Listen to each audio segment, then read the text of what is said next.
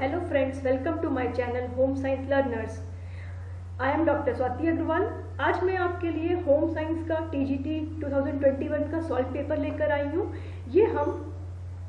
आज हमारा ये पार्ट 1 है। हम 25 क्वेश्चन सॉल्व करेंगे विद प्रॉपर एक्सप्लेनेशन।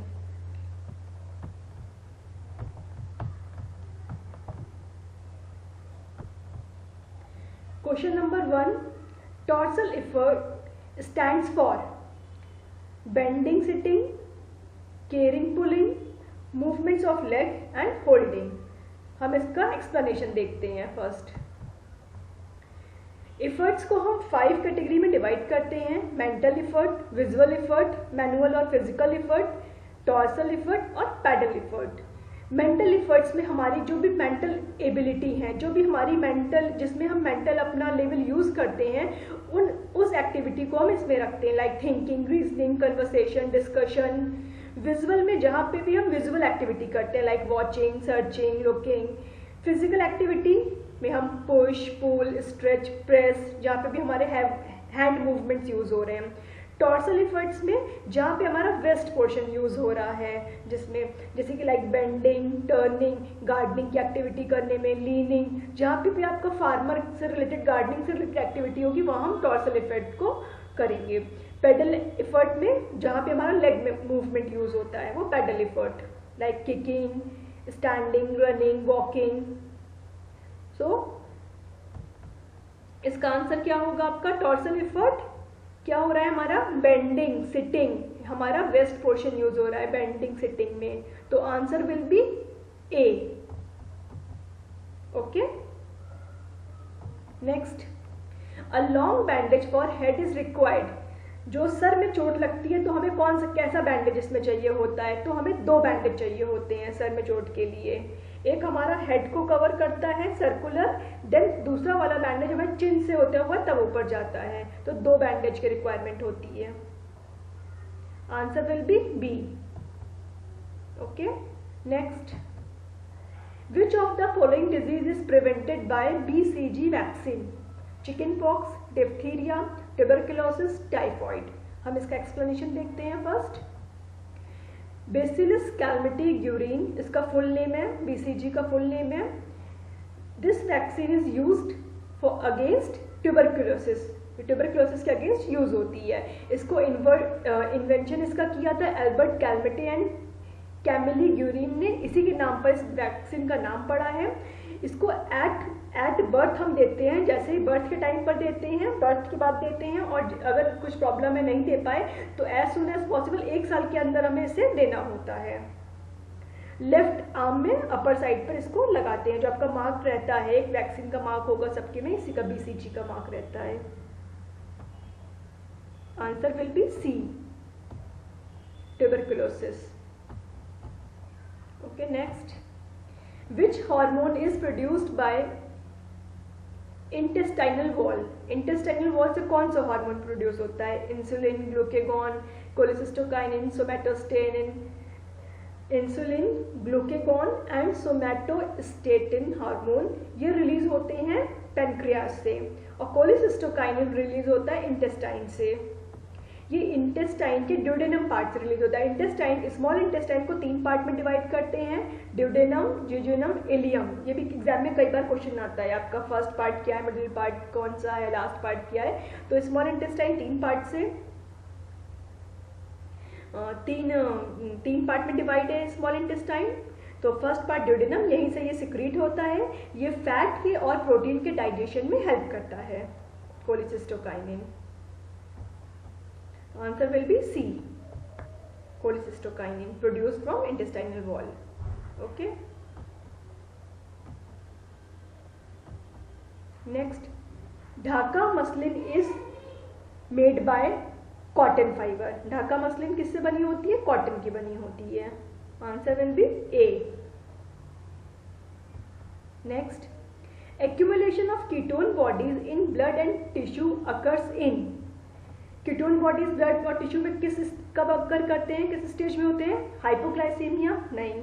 ग्लूकोज का level, hypoglycaemia means low level of glucose, तो इसमें तो होगा नहीं। हाइपरग्लाइसीमिया ये आपका इनिशियल स्टेज है डायबिटीज का। सीलियक डिजीज ये अलग डिजीज हो गई आपकी, ग्लूटेन से रिलेटेड है।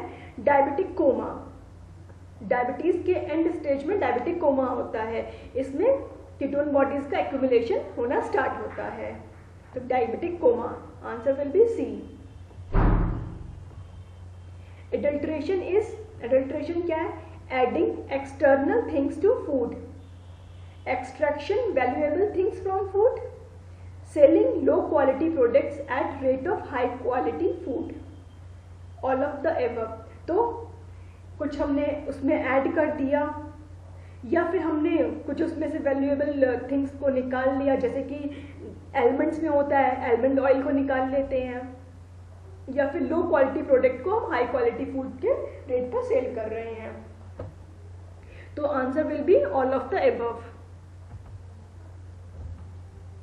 Reverse stitch also known as, ये नीटिंग में दो तरीके की स्टिच होती है, एक प्लेन स्टिच, एक पर्ल स्टिच। प्लेन स्टिच सीधा टाका बोलते हैं, पर्ल स्टिच को उल्टा टाका बोलते हैं। तो रिवर्स स्टिच क्या हो गई आपकी? पर्ल स्टिच, मतलब उल्टा टाका। तो answer will be A. Home management is a practical science, ये स्टेटमेंट किसका है? ग्रॉस एंड क्रेंडल का, कोटजिन का, राजमल पी देवदास का, इरीन ओपेनिन का। ये आपसे ऑलमोस्ट क्वेश्चन आ ही जाता है हर बार, तो ये पेट क्वेश्चन है, एक कोटजिन का स्टेटमेंट है ये। पहले हम और भी डेफिनेशंस देख लेते हैं।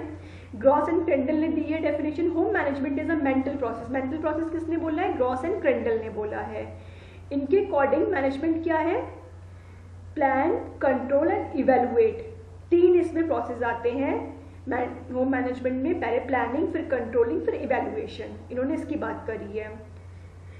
इन तीनों प्रोसेस के through the use of family resources in order to achieve the family goal, इन तीनों प्रोसेस के थ्रू हमारे पास जो भी रिसोर्सेज है उनको यूज करके हमें फैमिली गोल को अचीव करना है। ये किसने बोला है? ग्रॉस एंड क्रेंडल ने। कोटजिन ने बोला है कि home management is a practical science.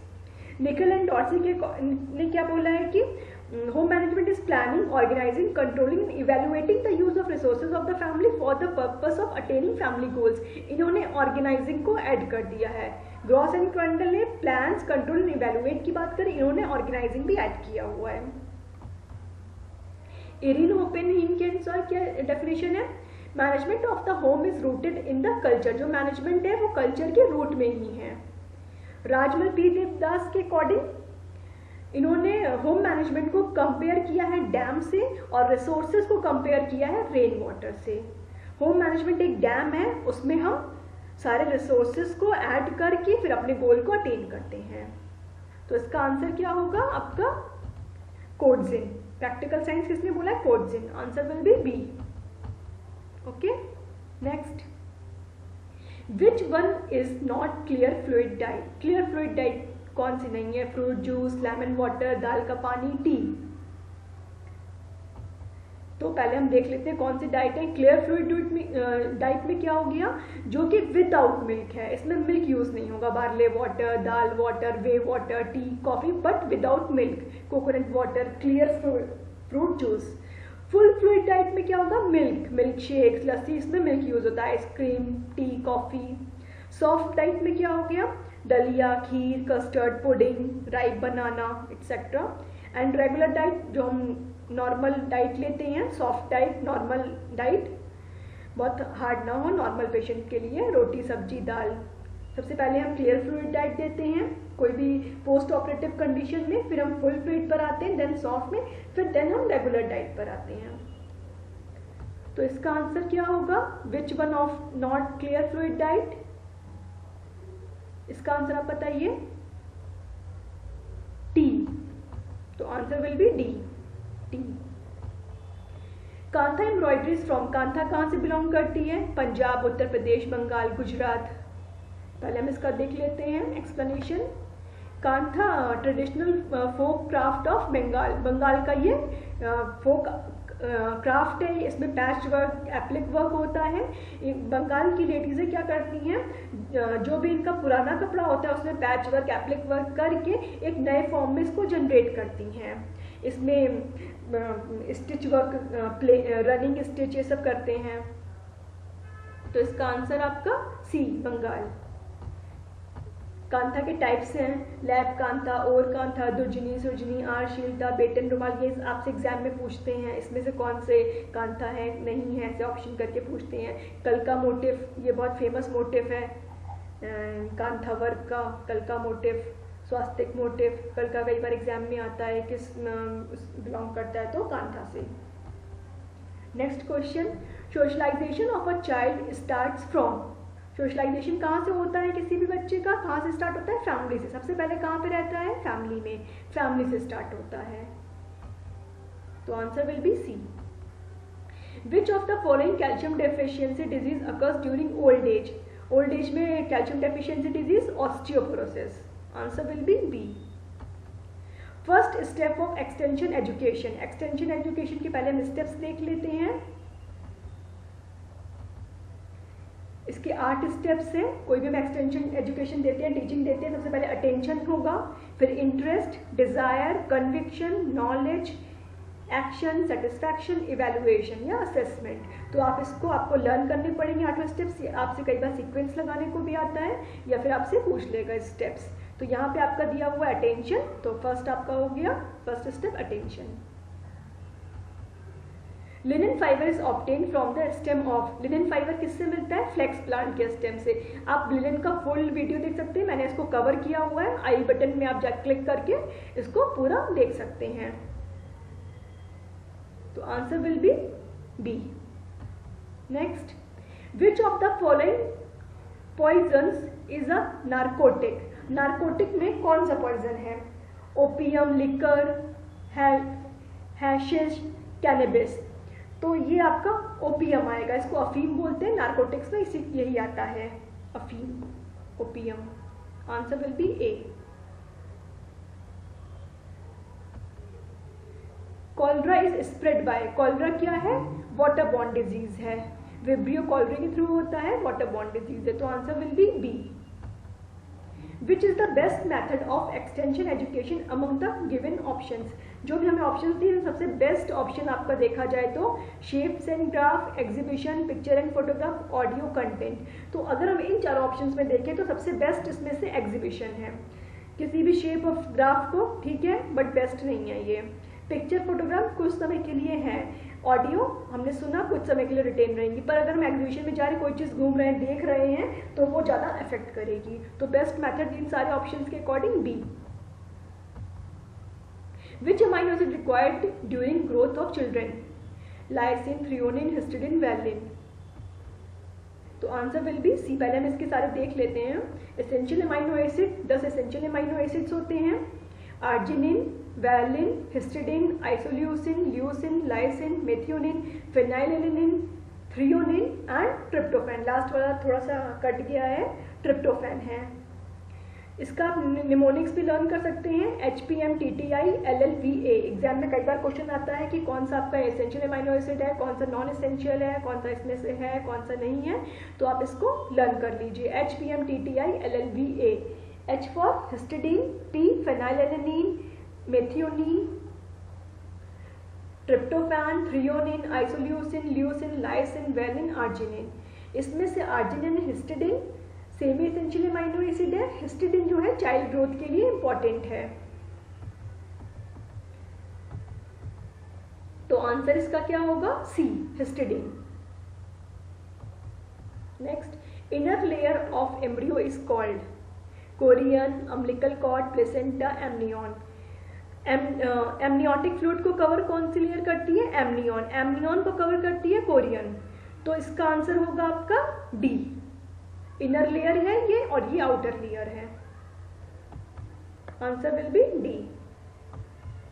Normal level of sugar in blood is. Normal level blood sugar कितना होता है, 80 to 120 mg पर 100 ml। आपको यूनिट्स ध्यान में रखनी है। यहाँ पे दिया हुआ है 1000 और यहाँ पे 100 ml होता है। Okay, answer will be B. The power of body to fight with disease is called immunity. Answer B. The word hygiene derived from Hygeia, which means Hygeia word है, ये ग्रीक वर्ड एक है, इसका meaning होता है Greek goddess. Greek में goddess बोलते हैं, Hygeia मीन्स गॉडेस। तो answer will be A. Pasteurisation is a method of preservation of pasteurisation हम किस में करते हैं? मिल्क में। Answer will be D. Changing the attitude, outlook and behavior of a man by educating him is the basic philosophy of किसी भी हमें man का उसका बिहेवियर को, एटीट्यूड को एजुकेशन के थ्रू चेंज करना ही एक्सटेंशन एजुकेशन की फिलॉसफी है। Answer will be D. So ये हमारा पार्ट 1 कंप्लीट होता है इस सीरीज का। ऐसे ही और वीडियो के लिए आप मेरे चैनल को लाइक, शेयर और सब्सक्राइब करिए। Okay, thank you.